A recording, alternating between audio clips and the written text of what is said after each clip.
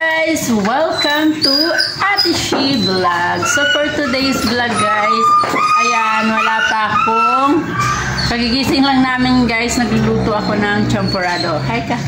Ayan yung aking baby, kakain daw siya ng favorite niya, champurrado. Tapos ito yung Rodaine. Pin. Tsaka ni Pin, ayan. Ito si Jeffoy. Ayan, oh. So, ayan guys, tignan niyo po ang aking nilutong champurrado. Pagkatapos po nito guys, pagkatapos ko magluto ng champurrado, magluluto ako ng kanin at saka ang ulam. Ayan guys, ang niluluto kong champurrado. Quiet kayo mga alaga ko. Ayan ang champurrado. Lalagyan na lang namin ng gatas. May sugar na rin yan. Tapos, ricoa ang nilagay ko. Yan. Ito yung sasaing natin yung bigas.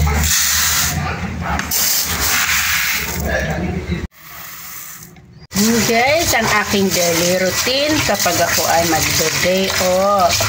Luto ng kanin, luto ng ulam. Magpapakain ng batang makulit. Nalang na natin ang ating kanin. Yan guys. Hello po. Yan. Nakain na po siya ng favorite niya. Champurrado. Hello guys. Yan, hello guys daw.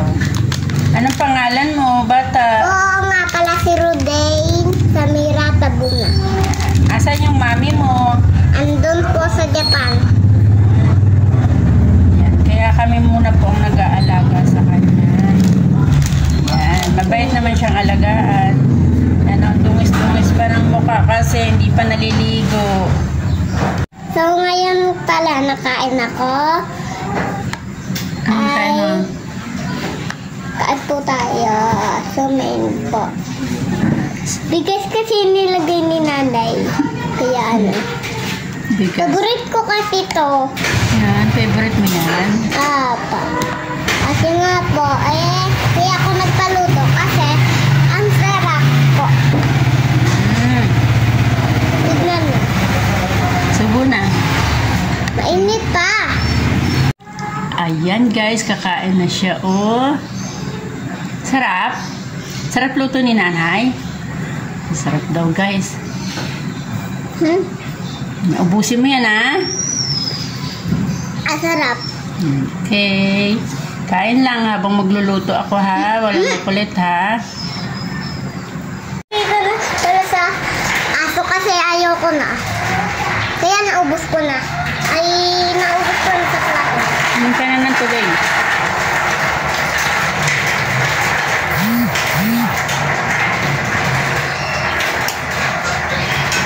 Yan guys, tapos na siyang kumain. So, pwede na akong umpisang magluto ng tinola. At papanoodin ko siya. Okay. One day down. One day down. Oh. Wow! Busog na kasi yan sa champurrado. Ayan. Huwag makulit kasi magluluto na ako ng tinola ha. Okay?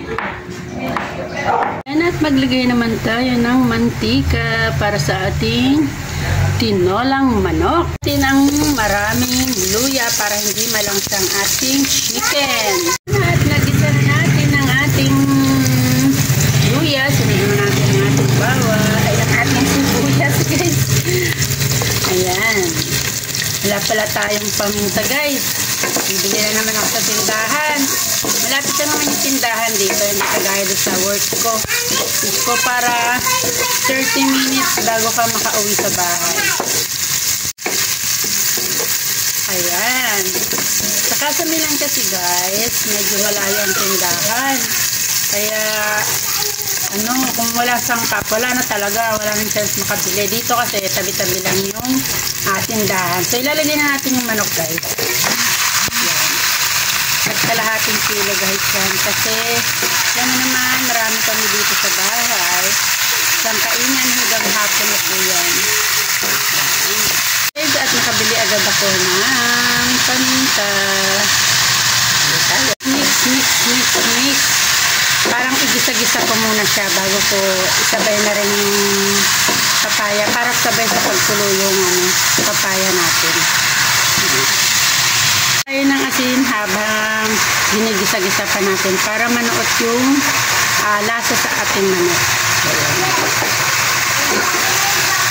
Tatakpan ko muna. Sangkot siya na. Ilagay na natin ang ating papaya, guys. Fresh po yung papaya na to, guys. Galing po sa aking tanim doon sa aking work. Ayan.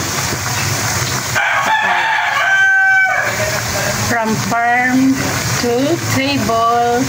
At saka ang ating sili. Yes, bagong-bagong pitas yan.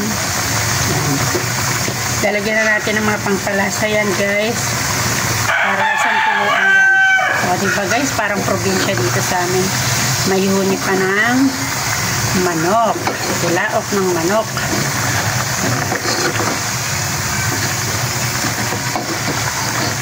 Oh, guys, magpapaligo pa ako ng batang makulit. Yung mami kasi noon, nasa Japan. So, malapit talaga siya sa akin, kaya lagi siyang nagpapa. Kinukulit lagi ako na. Ewan ko ba? My life talaga ganyan lagi. Yan. Ilalagay natin, guys. Yan. Chicken cubes sa magic. So, nakapaglagay na ako ng asin. So, may ilalagay na natin to, guys. Bubuksan ko lang muna, guys. At ilagay na rin natin ito para kumatas-katas na. Magic sarap. Baka naman po. You're always using magic syrup. Yeah. Magic syrup. Always put in the recipe magic syrup. Guys, amoy pa lang, guys, ulam na. Dahil ang dami natin nilagay na luya. Kasi pampatanggal siya ng langsa. Hindi lang nakapagdala ng tanglad, guys, kasi hindi ko naman alam na maluluto ko to. Yan, pero okay lang. So, maglalagay na tayo dito ng tubig.